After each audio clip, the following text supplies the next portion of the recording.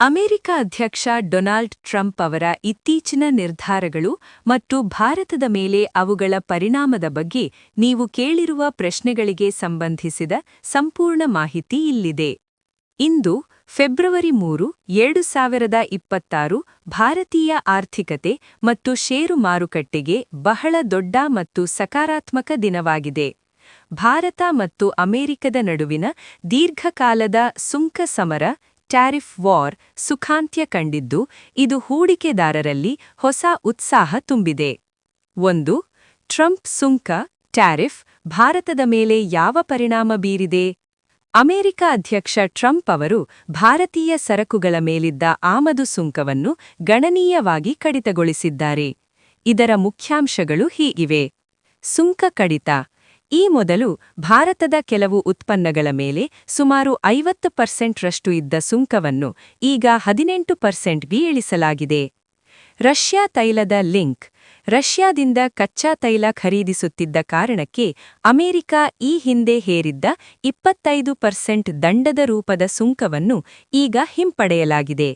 ಇದಕ್ಕೆ ಪ್ರತಿಯಾಗಿ ಭಾರತವು ರಷ್ಯಾದಿಂದ ತೈಲ ಖರೀದಿಯನ್ನು ಹಂತಹಂತವಾಗಿ ಕಡಿಮೆ ಮಾಡಲು ಒಪ್ಪಿಕೊಂಡಿದೆ.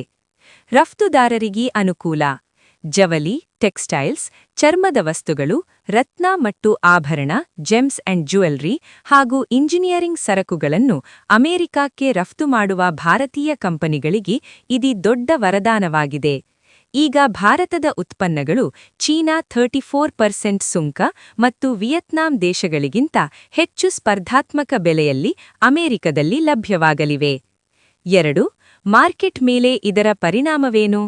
ಈ ನಿರ್ಧಾರವು ಭಾರತೀಯ ಷೇರು ಮಾರುಕಟ್ಟೆಯಲ್ಲಿ ದೊಡ್ಡ ಬುಲ್ ರನ್ಗೆ ಕಾರಣವಾಗಿದೆ. ಭಾರೀ ಏರಿಕೆ. ಇಂದು ಸೆನ್ಸೆಕ್ಸ್ ಸುಮಾರು 2,000 ಪಾಯಿಂಟ್ಗಳಿಗೂ ಅಧಿಕ ಏರಿಕೆ ಕಂಡಿದೆ. ನಿಫ್ಟಿ ಕೂಡ 2.5%ಗಿಂತ ಹೆಚ್ಚು ಏರಿಕೆ ಕಂಡು 25,000ದ ಮಟ್ಟವನ್ನು ದಾಟಿದೆ. ಕ್ಷೇತ್ರವಾರು ಲಾಭ. ವಿಶೇಷವಾಗಿ ಆಟೋಮೊಬೈಲ್, ಬ್ಯಾಂಕಿಂಗ್, ಟೆಕ್ನಾಲಜಿ ಮತ್ತು ಫಾರ್ಮಾ ಕಂಪನಿಗಳ ಷೇರುಗಳು ಉತ್ತಮ ಪ್ರದರ್ಶನ ನೀಡುತ್ತಿವೆ.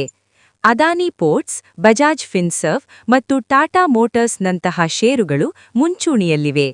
ಹೂಡಿಕೆದಾರರ ವಿಶ್ವಾಸ. ಬಜೆಟ್ ನಂತರ ಮಾರುಕಟ್ಟೆಯಲ್ಲಿ ಉಂಟಾಗಿದ್ದ ಅಸ್ಥಿರತೆ ಈ ಒಂದು ನಿರ್ಧಾರದಿಂದ ದೂರವಾಗಿದೆ.